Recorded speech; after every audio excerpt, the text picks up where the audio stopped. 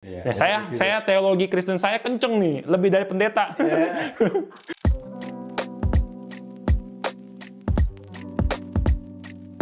Assalamualaikum, selamat datang kembali di channel ini. Balik lagi dengan saya Luis Prasetyo. Kita akan bahas kali ini soal mualaf penipu. Ya, memang mereka nggak pernah kehabisan stok mualaf penipu. Apalagi ini si Ngaji Cerdas nih, channel Ngaji Cerdas yang lagi-lagi dia punya narasumber nggak ada yang cerdas. Sudah namanya Ngaji Cerdas, channelnya nggak ada yang cerdas. Waduh, memang koplak ya ini channel kita satu ini ya. Dan kita akan bongkar, kita akan kuliti. Ini kenapa bisa nih orang jadi penipu nih, mualaf nih. Dan dia penipunya terlalu terang-terangan. Ya mau yo nipu itu agak pinter dikit, cerdas dikit kayak Donditan gitu kan. Ini agak-agak cerdas penipuannya. Tapi yang ini memang parah, Bos. Ini kacau yang ini. Oke, kita akan nonton videonya.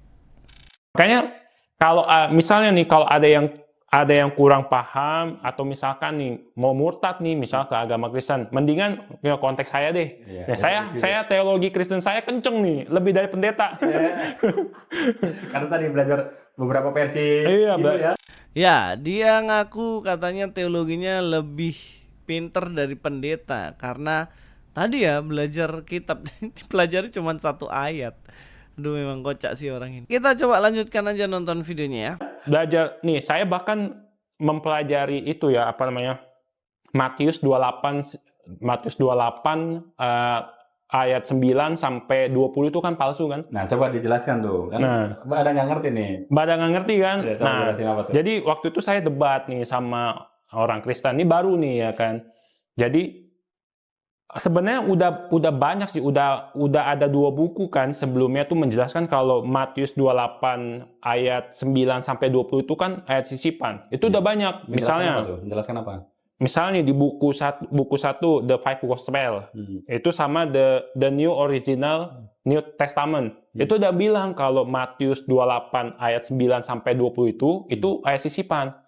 Dan seharusnya nggak di sana gitu loh. Nah, tapi banyak nih orang apologet tuh yang ngeyel kalau sebenarnya itu ayat asli gitu loh. Ya, kita pegang perkataan dia. Dia mengatakan bahwa dia lebih pintar dari pendeta-pendeta karena belajar teologi dan bahkan dia belajar tentang Matius 28.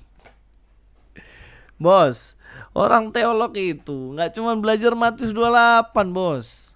Semua dipelajari Kejadian sampai Wahyu. Jadi nggak cuman dari ayat 1 itu.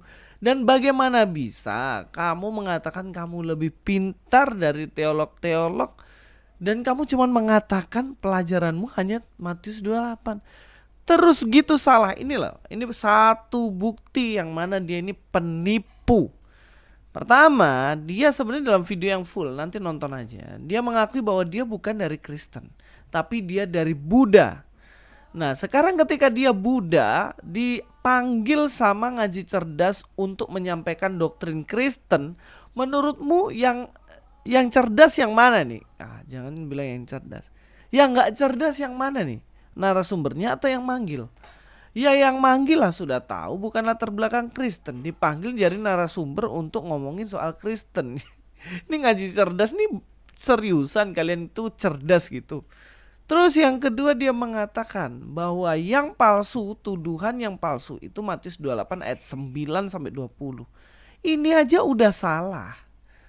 Selama ini kan orang-orang itu kan selalu ngomong kepalsuan Alkitab tidak dalam Matius 28 ayat 9 sampai 20. Aduh, orang ini. Dan kau bilang kau itu cerdas dan kau bilang kau itu sudah debat banyak orang. Apa-apaan penipuanmu itu, Bos? Selama ini kan orang selalu bilang gini, yang palsu itu Matius 28 ayat 19 sampai 20. Nah, inilah kenapa nipu itu agak pintar dikit, baca buku dikit, referensi 5 Injil, 5 Gospels. Referensi itu, nah itu jadi tulis orang-orang liberal gitu. Bagaimana cara Anda pikir gitu. Jangan kemakan omongan Donditan dan kawan-kawan itu. Mereka juga sama aja kayak lu. Ya, kita akan bahas kenapa selalu ada tuduhan Matius 28 ayat 19 sampai 20 itu palsu. Ini saya benerin lah tuduhanmu supaya kelihatan agak cerdas sedikit lah. Masa 9 sampai 20? Aduh, kocak. Oke, kita akan bahas ya. Teman-teman semua ikuti karena ini pembahasannya panjang sekali. Jadi karena panjang ya, saya harap kita semua belajar dengan baik ya.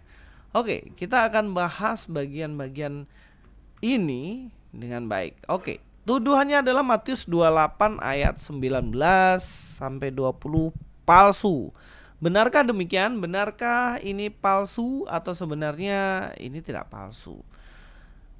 Ya, tuduhan palsu itu sebenarnya berdasarkan ini loh. Karena berisi rumusan Trinitas.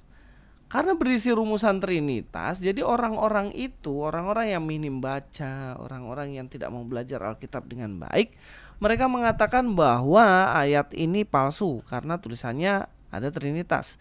Berisi rumusan Trinitas yang diformalkan secara resmi dalam Konsili Nikea 325. Mereka menganggap ayat ini baru ditambahkan. Ya kan? Ini alasan yang pertama. Alasan yang kedua adalah ada ayat lain hanya dalam nama Yesus. Nah, ayat lain seperti apa? Seperti dalam Kisah Para Rasul 2 ayat 38, 8, 16, 10, 48, 19 ayat 5. Di situ katakan bahwa formula baptisan itu hanya menyebutkan dalam nama Yesus. Nah, ayat ini juga yang selalu dipakai oleh orang-orang dari Oneses. Ya, dari Wanes nih. Nah, ini penting untuk kita tahu. Kenapa? Karena di situ hanya nama Yesus, mereka pakai itu tidak ada Trinitas dan itu hanya penambahan saja. Nah, teman-teman yang sudah nonton video saya, yang sebelum-sebelumnya yang bahas tentang Trinitas, nanti saya akan tulis di link ya. Nah, itu dijelaskan bahwa Trinitas itu real ada dalam Alkitab dan banyak ayat-ayatnya. Nanti teman-teman cek sendiri ya. Teman-teman cek di dalam video saya yang lain. Oke, kita lanjutkan dulu bagian ini. Di yang ketiga, alasan mereka yaitu kemungkinan Yesus tidak pernah mengatakannya. Jadi ada kemungkinan. Nah, ini argumentasi kemungkinan sih.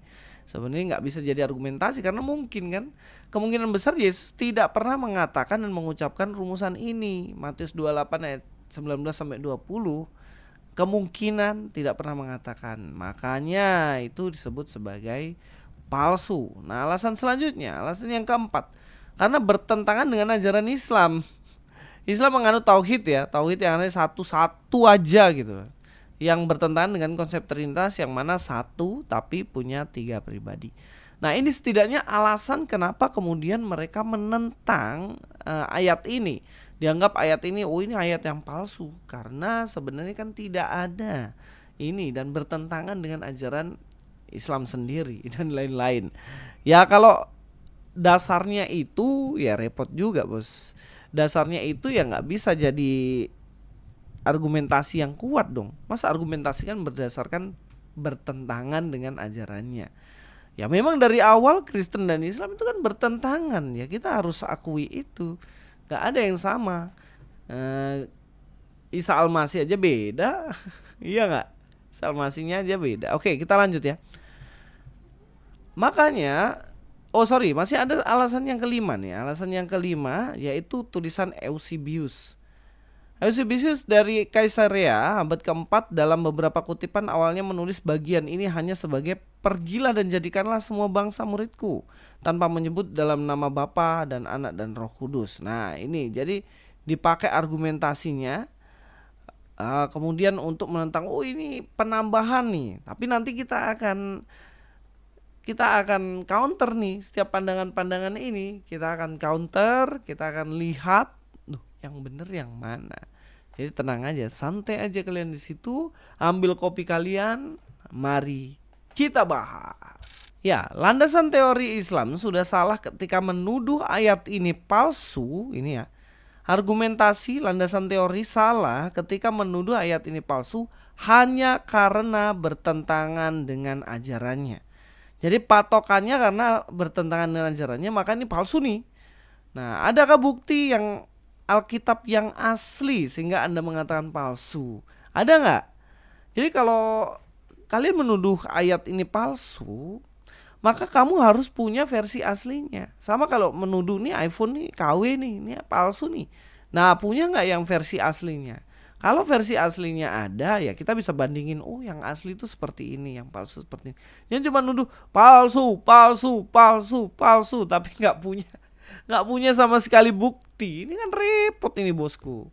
Ini kan repot, nggak punya ciri-ciri yang asli. Oke, kita akan bahas alasan-alasan kenapa ayat-ayat di sini sebenarnya asli dan tidak palsu. Ya, pertama karena teks ini ada di Kodeks Sinaiticus kok. Ada di kodeks. Nah, kalau teman-teman lihat dalam kodeksnya nih, dalam Kodeks Sinaiticus ini ada, ini dikatakan onoma. Di sini ya, ini patros. Nah, ini patros nih. Coba ya, saya lingkar ini. Patros. Patros tuh bapak. Nah, ini juga anak dan ini pneumatos ya. Nah, di sini ini Bapa, Anak, Roh Kudus ada di kodeks. Jadi tidak ada penambahan. Nah, kalau teman-teman penasaran, astaga kodeks. Nah, ini nih. Di sini ada linknya. Ini saya ambil dari manuskrip online ya. Ini linknya saya taruh di sini. Silakan screenshot atau silakan diakses, cari online ada. Semuanya ada. Jadi ada di Kodeks Sinaiticus dan juga tidak hanya itu, dalam Kodeks Vatikanus juga ada. Ini ya, ini lebih jelas lagi. Ya, ini sekali lagi patros nih ya, Bapa, Anak, dan Roh Kudus. Jadi ada di Kodeks Vatikanus. Dan juga tidak hanya itu, ada juga di Kodeks Alexandrinus. Nah, teman-teman bisa akses. Dan juga tidak hanya itu, ada dalam Kodeks Besai. Ini saya kasih tanda juga ya di sini ya. Nah, ini kan onoma atau patros kai oyo, anak kai agio atau agio ya di sini. Nah, jadi kalau kita lihat di sini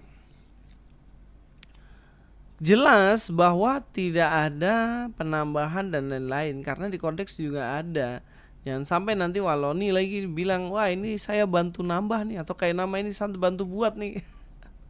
Kocak ya, tidak ada seperti itu ya. Dan kalau kita lihat di sini, kemudian kita tahu bahwa ayat-ayat ini sebenarnya bukan penambahan, dia memang sudah ada sejak dari sononya. Nah, kalau kita lihat di sini ya, tapi kan semua kodeks ini ada setelah konsili, berarti memang ditambahkan dong. Kan sudah ada ini, kenapa kok setelah itu berarti ini ditambahkan dong. Nah, argumentasi ini kita akan patahkan dengan kutipan-kutipan bahwa gereja sebelum konsili Nicea itu sudah dikutip nih ayat nih. Yuk, kita bahas ya. Bukti yang pertama adalah dari Didache ya, Didache 71 ini ya, tahun 80-90 Masehi ini. Ini coba perhatikan nih. Ini setelah atau sebelum konsili nih. Ya, sebelum tuh.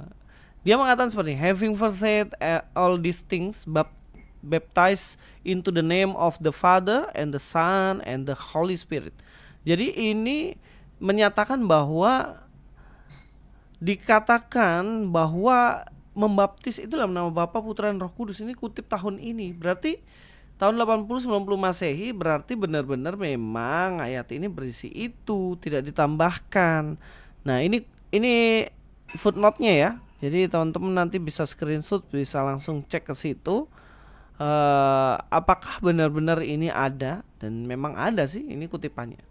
Jadi kita main referensi ya, jangan sampai kita berargumen tanpa referensi. Nah, itu kebiasaan dari beliau-beliau itu. Biasanya argumentasi dalam debat tanpa referensi. Kita lanjutkan. Nah, ini Ignatius dari Antioquia. Wah, ini warnanya biru, nanti saya rubah ya. Di sini dalam dokumen epistle to the Philadelphians juga begitu. The Lord said, dikatakan, the Lord said, go ye and teach all nation, baptizing them in the name of the Father and of the Son and of the Holy Ghost. Di sini juga kutipannya saya berikan di sini ya. Teman-teman kalau lihat bagaimana Ignatius juga mengatakan seperti itu. Ignatius mengatakan bahwa membaptis dalam nama Bapa, Putra dan Roh Kudus, dan itu sama formulanya dengan yang ada dalam Matius 28 ayat 19 sampai dengan ayat yang ke-20. Nah, dia hidup nih tahun 35 sampai 107 Masehi ya. Nah, kalau kita lihat lagi ya, Tertullianus juga mengatakan hal yang sama. Kalau kita lihat di sini ya, dalam bukunya Om Baptism yang 13 ya, Teach the Nation, Baptize. Sorry, saya belum tunjukin. Ya, ini sudah muncul nih. Nah, Baptism nomor 13 ya, Teach the Nation, baptizing them into the name of the Father and of the Son and the Holy Spirit. Melawan ini ya, ini juga Again Praises 26 ini, Go and teach all nation, baptize into the Father and into the Son and into the Holy Ghost. Ini sama juga, ini kutipannya, screenshot aja untuk dicek situ. Tertullianus juga mengatakan. Nah, sebenarnya saya bisa bahas satu-satu, banyak banget ya. Ada 11, Hippolytus, Cyprianus, Gregorius, Victorinus dari Petau, Dionysius, dan juga Cyril, dan ada juga Athanasius. Jadi ini banyak banget sebenarnya kalau mau bahas satu-satu, tapi karena durasinya nanti panjang banget, kalian bosan ya. Nanti kalau mau kita bahas sesi khusus untuk bahas ini. Tapi kita lihat ya, ini saya simpulkan nih yang terakhir nih. Kalau dibilang Matius 28 19 sampai 20 itu palsu, ini jelas tuduhan tanpa dasar. Karena dalam kodeks ada. Dan juga yang kedua, ternyata ayat ini dikutip oleh banyak sekali bapak-bapak gereja. Dan ini mustahil ketika ini hanya penambahan saja, sedangkan bahkan dikutip sebelum tahun 100 pun ada. Teman-teman, tolong ketika berargumentasi, itu berargumentasi yang benar. Nah, cek orang ini pasti penipu nih. Kenapa saya katakan penipu? Karena dia sendiri berargumentasinya nggak ngerti, dia juga nggak berlatar belakang Kristen. Bahkan katanya yang dia klaim, ya biasa ya, suka nggak klaim katanya lebih pandai daripada teolog. Ya mana, saya tunggulah. Oke lah, khusus orang ini, oke saya tunggu. Ayo, buktikan dirimu itu tahu banyak tentang kekristenan lah. Jangan gagap-gagap gitu. Ayo jelaskan, teman-teman di sini nggak tahu, terus kemudian gelagapan bingung. Kemudian ngomong Matius 9 sampai 20 itu yang palsu. 9 sampai 20 palsu. 19, woi 19. Oke, itu saja dari saya. Ya, terus ikuti channel ini. Kita akan belajar banyak di sini. Kita akan fokus untuk belajar lebih dalam lagi. Dan teman-teman semuanya yang punya pertanyaan, tulis di kolom komentar. Jangan lupa juga ikuti Instagram saya, juga TikTok saya. Saya juga akan live beberapa waktu ke depan. Saya sudah janjian nih sama Jeki Sembiring untuk kita ayo sama-sama kita bahas gitu. Ya, kemudian nanti ya buat teman-teman juga yang mau sharing-sharing, silahkan aja DM, Bang, saya mau ada pertanyaan nih dan lain-lain, silakan. Nanti saya akan jawab di situ. Terima kasih, Luis Prastyo sini. God be with you.